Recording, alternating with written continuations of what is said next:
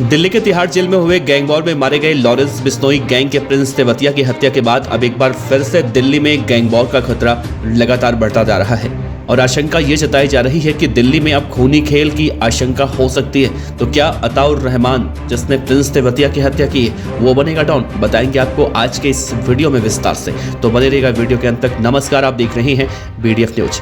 दिल्ली के तिहाड़ जेल के अंदर सबसे बड़े गैंगस्टर की हत्या ने पूरे दिल्ली को दहला कर रख दिया है। आरोप लगे हैं दिल्ली के ही एक और गैंगस्टर अताउर रहमान पर। अताउर रहमान और प्रिंस तेवतिया दोनों ही तिहाड़ जेल के अंदर बंद थे।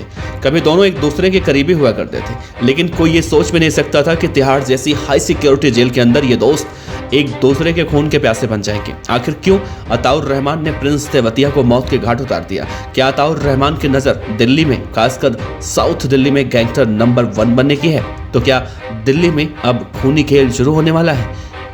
दिल्ली में गैंग वॉर की खबरें अक्सर सामने आती हैं। अब जबकि दिल्ली के बड़े गैंगस्टर प्रिंस तेवतिया का कत्ल हो चुका है, तो कहा जा रहा है कि दिल्ली में नंबर 1 गैंगस्टर बनने की होड़ शुरू हो चुकी है। Prince Tewatia Lawrence Bishnoi gang का था। अताउर रहमान भी प्रिंस तेवतिया के लिए ही काम करता था, लेकिन पिछले कुछ समय से रहमान प्रिंस से अलग अपनी धाक जमाने की कोशिश कर रहा था।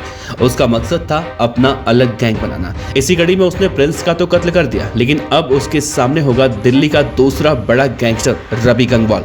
तो क्या अताउर रहमान बनेगा दिल्ली का नया डॉन? सबसे पहले जान लीजिए कि कौन है अताउर रहमान। अताउर रहमान दिल्ली के संगम विहार का रहने वाला है। फिरौती की बदौलत इसने दिल्ली में अपने दहशत कायम की। दरअसल ये न सिर्फ पहले एक्सटॉर्शन मनी की मांग करता है, बल्कि उस शख्स को डराने धमकाने के लिए उसके घर में या फिर ऑफिस में फायरिंग तक करवाता है, ताकि इसका खौफ बना रहे। ये लंबे समय तक प्रिंस के गैंग के लिए काम कर रहा था। अताउर रहमान का नाम तब सबसे ज्यादा चर्चा में आया जब उस पर बीजेपी के कालकाजी के पार्षद सुभाष भदाना के भाई कृष्ण भदाना की हत्या के आरोप लगे थे। इस घटना के कुछ समय बाद अताउर को गिरफ्तार किया गया था। कुछ वक्त जेल में रहने के बाद वो बेल पर बाहर आया और फिर पुलिस से बचता रहा। इस दौरान वो प्रिंस तेवतिया गैंग के लिए काम कर रहा था। दरअसल साल 2015 में दिल्ली के एक दूसरे गैंगस्टर रवि गंगवाल ने अताउर रहमान के भाई इकबाल की हत्या कर दी। इस हत्या के बाद से ही रवि गंगवाल की अताउर रहमान से दुश्मनी शुरू हो गई और गंगवाल का दुश्मन प्रिंस रहमान का दोस्त बन चुका था। अब यहां तक कि अताउर रहमान ने गंगवाल गैंग के एक दूसरे शूटर अमित मद्रासी की हत्या की भी कोशिश की। अब जबकि प्रिंस का कत्ल हो चुका है, तो दिल्ली में रहमान और रवि गंगवाल आमने सामने होंगे। कहा जा रहा है कि इनकी पुरानी दुश्मनी और दिल्ली में अपना दबदबा बनाने के लिए इनके बीच खूनी गैंग वॉर छिड़ सकती है।